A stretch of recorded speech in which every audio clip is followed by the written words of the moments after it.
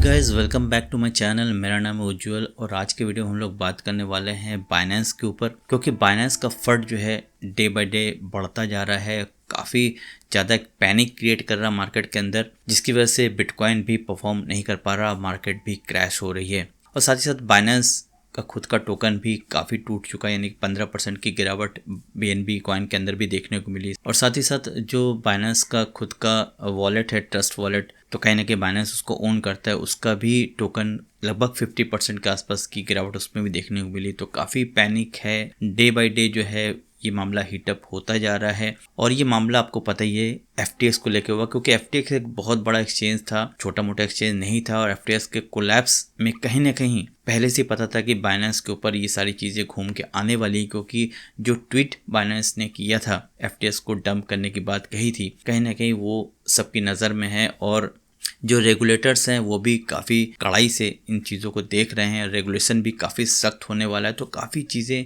चल रही हैं, लेकिन ये जो पैनिक स्टार्ट हुआ है, ये पैनिक स्टार्ट हुआ है यहाँ पे मैं आपको दिखाना चाहूँगा। ठीक है, आप चाहें तो टेलीग्राम चैनल भी ज्वाइन कर सकते हैं, यहाँ पे मैं सारी अपडेट देने की कोशिश करता हूँ। तो जैसे कि आप देख पा रहे हैं, जो मामला ये उठा है तो ये है कैल्विन ओलेरी। ठीक है, ये एक बिजनेस एंटरप्रेन्योर हैं और साथ ही साथ FTX के स्पोक पर्सन हैं। सेनेट की मीटिंग के अंदर इन्होंने जो स्टेटमेंट दिया उससे एक बहुत बड़ा पैनिक क्रिएट हुआ। इन्होंने जैसा कि कहा, Binance they put FTX out of business, यानी कि बाइनेंस को उन्होंने सीधे सीधे कहा कि बाइनेंस ने जो FTX को बिजनेस से आउट किया है। इसका एक छोटा सा क्लिप भी था, वीडियो भी था, जिसको कि मैंने यहाँ पे टेलीग्राम पे शेयर भी किया था कि इन्होंने क्या स्टेटमेंट दिया था। तो आप यहाँ पे आके इसको देख भी सकते हैं।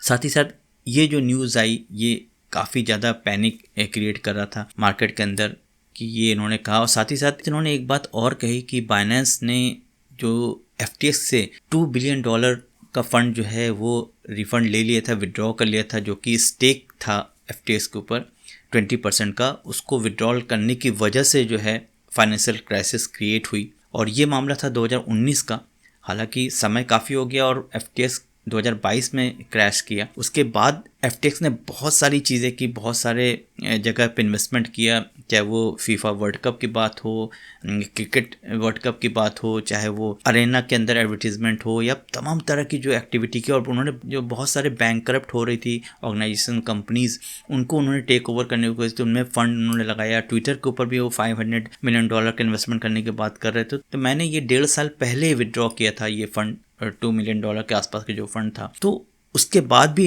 कितने इन्वेस्टमेंट किए FTX ने, वो फंड कहाँ से आया? तो ये उनकी भी बात बिल्कुल सही है, क्योंकि वो भी सारी चीज़ों का जवाब दे रहे हैं। तो इस बारे में जो है कहीं ना कहीं मीडिया में भी सवाल पूछे जा रहे हैं CZ को लेकर। और उसके बाद दोस्तों यहाँ पे ये सारे सवाल जवाब चल ही रहे थे।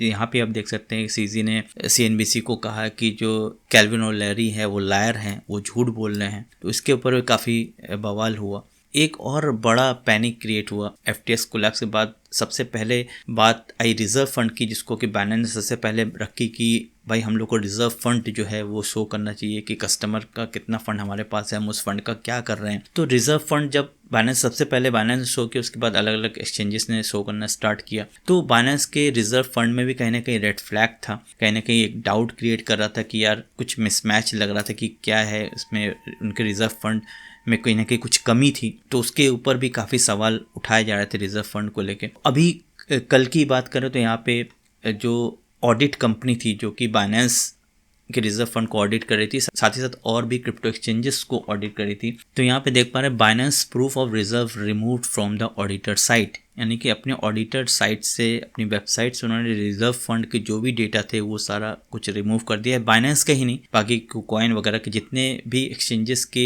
प्रूफ ऑफ रिजर्व को ये ऑडिट कर रही थी कंपनी, मुजास करके कंपनी थी, तो उसने अपना सारा डेटा जो है डिलीट कर दिया। तो क्योंकि एक बहुत बड़ा डाउट क्रिएट कर रहा कि एक तो रेड फ्लैग था उनके रिजर्व फंड के अंदर, लोगों को डाउट था, ऊपर से उनकी ऑडिट की जो कंपनी थी उन्होंने इस तरह की हरकत कर दी। एक और भी पैनिक ट्रिगर हुआ कि यार ये क्या चक्कर है कि मतलब जो ऑडिट कर रही थी उसने अपना हाथ खींच लिया, उसने अपना सारा डेटा रिमूव कर दिया। तो जो उन्होंने रिजर्व फंड शो किया, क्या वो वाकई में ऑथेंटिक हैं या उसमें भी कहीं ना कहीं लोचा है? तो इस बात से और भी ज़्यादा मार्केट में डम देखने को मिला और भी इनके टोकन में भी डम देखने को मिला। तो इस न्यूज़ की वजह से भी काफ़ी ज़्यादा पैनिक देखने को मिला मार्केट के अंदर। और उस न्यूज़ के बाद जो है क्रिप्टोकॉन की तरफ से एक स्टेटमेंट आया, एक न्यूज़ आई कि क्रिप्टोकॉन जो है वो बाइनेंस के रिज़र्व को वेरीफाई करेगा, यानी कि वो ऑडिट करेगा। तो ये एक खबर आई और आज जो है वो क्रिप्टोकॉन ने अपना ऑडिट रिपोर्ट जो है वो अपनी वेबसाइट पे दे दिया बाइनेंस का, तो जिसकी वजह से थोड़ा सा पॉजिटिवली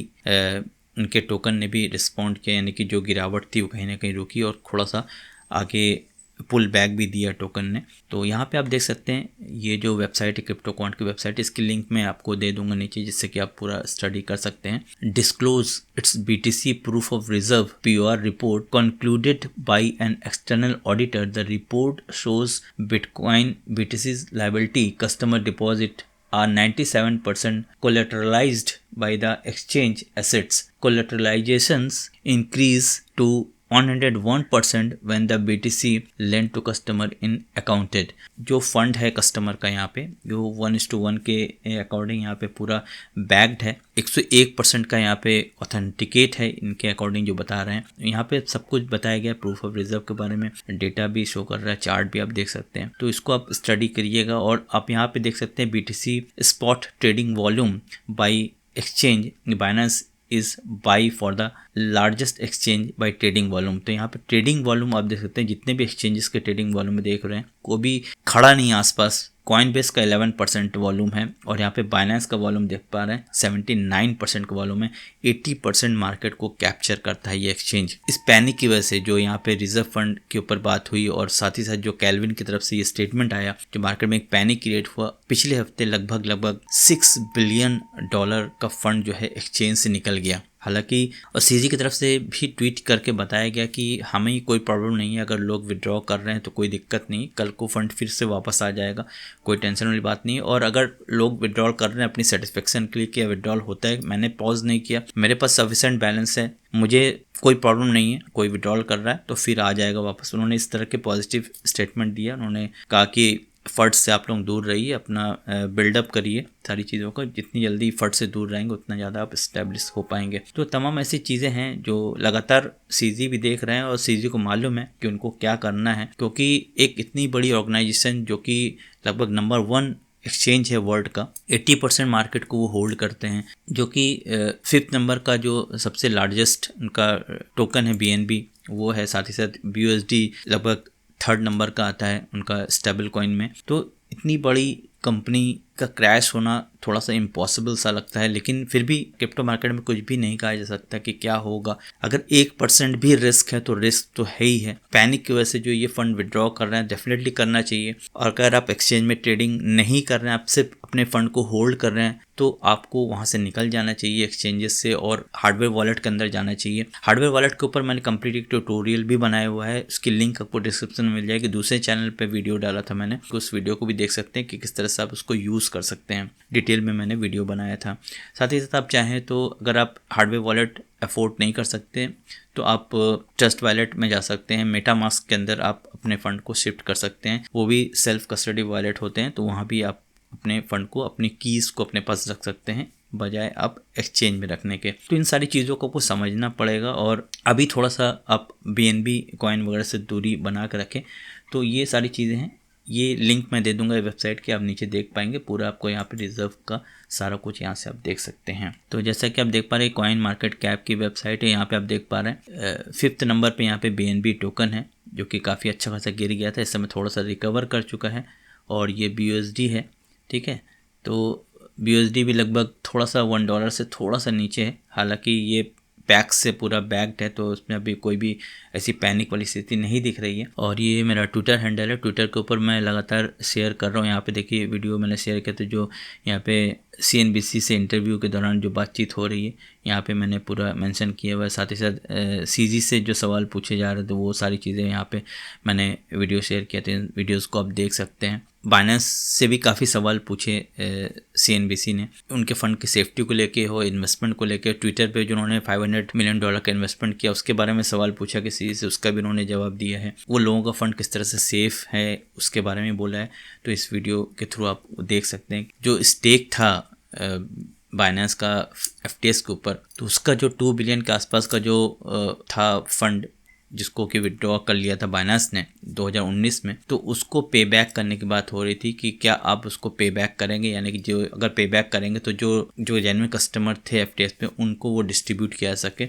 उसके बारे में भी सीजी ने बताया, तो आप इस वीडियो क्लिप में आप देख सकते हैं कि उन्होंने क्या जवाब कहा है। जैसा कि आप देख पा रहे हैं, सबको यहाँ ट्वीट किया क्रिप्टोकॉइन का जो ये लेटेस्ट ऑडिट आया था वो भी मैंने यहाँ पे पोस्ट किया है। तो यहाँ पे तमाम ट्विटर के ऊपर सीजी ने भी लगातार जवाब दिया है, पॉजिटिव रखने की कोशिश की लोगों को। ग्लास नोट का ये डेटा है, ये सारा कुछ शो किया है। तो एक काफ़ी पैनिक स्थिति बनी हुई है। और अगर इस बीच में अगर बात करें तो BNB टोकन की अगर बात करें तो BNB टोकन जो है इस समय अच्छा खासा टूट गया, जबकि 334 डॉलर से लेके और $244 के बीच में ट्रेड हो रहा था। काफ़ी लंबे टाइम से इस लेवल को तोड़ नहीं रहा था और इस पैनिक की वजह से 220 के लेवल तक आ गया। तो अभी थोड़ा सा रिकवर ज़रूर कर चुका है। इस समय लगभग $237 के आसपास का प्राइस चल रहा है। और यहाँ पे अगर बात करें तो आप देख पा रहे हैं यहाँ पे वीकली चार्ट है ये, और यहाँ पे डबल टॉप बना रहा है प्राइस। और डबल टॉप का एक रिटेस्ट लेवल होता है कि कहाँ तक प्राइस रिटेस्ट कर सकता है। तो मैं अगर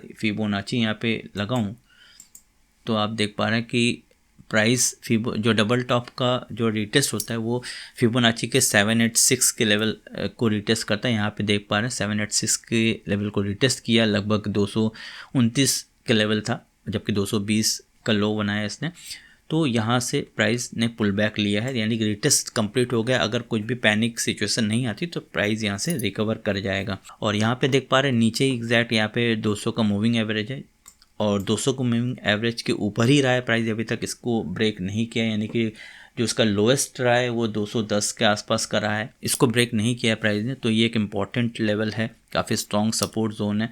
तो इसके नीचे प्राइस ड्रॉप नहीं करना चाहिए। अगर और कुछ पैनिक वाकई में हो जाता है तो फिर हो सकता है प्राइस यहाँ से नीचे की तरफ आ जाए। हालांकि मुझे नहीं लगता है कि इस लेवल को तोड़ेगा 210 के लेवल को। अब देखने वाली बात है कि आगे क्या होने वाला है, तो ये इस पे आप नज़र रखेंगे। साथ ही साथ अगर बात करें TWT टोकन की, जो कि ट्रस्ट वॉलेट का टोकन है और वो भी कहीं ना कहीं बाइनेंस ओन कर रहा है, ये भी काफ़ी हद तक टूट गया। 40 से 50% की गिरावट इसमें भी आपको देखने को मिली है। तो ये वीकली चार्ट आप देख सकते हैं, ये अच्छा परफॉर्म कर रहा था क्योंकि डिसेंट्रलाइज वॉलेट है और लोग इस समय डिसेंट्रलाइज की तरफ मूव कर रहे हैं। तो इसका प्राइस जो था $2.73 तक गया था, जो कि $3 के आसपास का प्राइस चल रहा। तो यहाँ से देख लीजिए डायरेक्टली डंप मारा प्राइस ने और लगभग यहाँ पे नीचे इसने 1.23 यानी तो यहाँ पे लगभग $1.25 के आसपास प्राइस आ गया और यहाँ से तेजी से रिकवर भी किया प्राइस ने। तो इस समय लगभग 1.58 यानी कि $1.50 के आसपास फिर से पहुंच गया, ऊपर खींच लिया प्राइस ने। तो देखना है कि 1-2 दिन के अंदर वीकली क्लोजिंग में मंडे को क्या होता है BNB और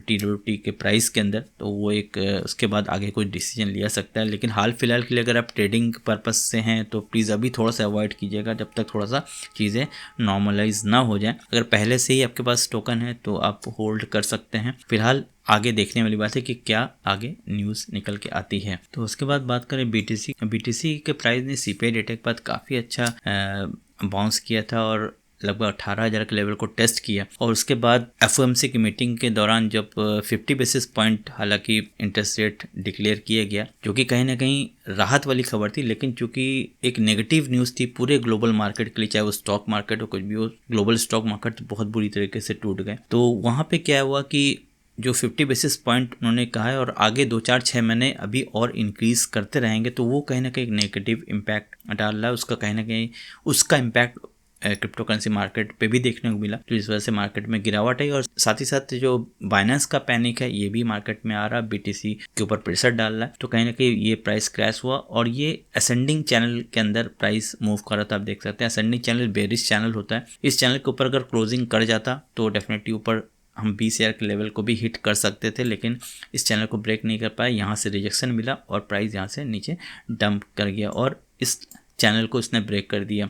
डेली में ब्रेक किया है, यहाँ से पुल बैक करने की कोशिश कर रहा है। अगर बात करें तो यहाँ से प्राइस यहाँ से पुल बैक करेगा, ऊपर जाने के बाद फिर से नीचे यहाँ पे 16,800 का लेवल अगर हिट तोड़ता है यहाँ पे, तो यहाँ पे लगभग मान के चलिए कि 16,218 तक प्राइस आ सकता है। और इसके अलावा यहाँ से भी अगर टूटता है प्राइस तो हम नीचे यहाँ पे 15,500 के आसपास का एक बार लेवल फिर से हम देख सकते हैं अगर प्राइस यहाँ से रिटेस्ट करता है। हालांकि रिटेस्ट का तरीका यही है, अभी ऊपर पुल बैक करेगा फिर नीचे यहाँ पे डंप करेगा। तो अब देखने वाली बात है कि मार्केट का रिएक्शन कैसा आता है बीएनबी को लेके। अगर आगे कुछ नेगेटिव न्यूज़ नहीं आती, सब कुछ ठीक हो जाता, तो डेफिनेटली फिर से यहाँ से हमें अच्छा खासा पुल बैक देखने को मिलेगा, फिर से मार्केट में एक रिकवरी देखने को मिलेगी। लेकिन अगर कहीं ना कहीं और नेगेटिव इम्पैक्ट आता है, कहीं ना कहीं और भी कुछ अगर ख़राब न्यूज़ आ जाती है, 15,500 के लेवल को एक बार हम फिर से यहाँ पे टेस्ट कर सकते हैं। तो इन सारी चीज़ों पे नज़र रखने की ज़रूरत है। एक इन्फॉर्मेशन थी, मैंने सोचा कि आपके साथ शेयर करनी चाहिए। काफ़ी समय के बाद मैं वीडियो अपलोड कर रहा हूँ, क्योंकि मार्केट में बताने के लिए कुछ खास है नहीं।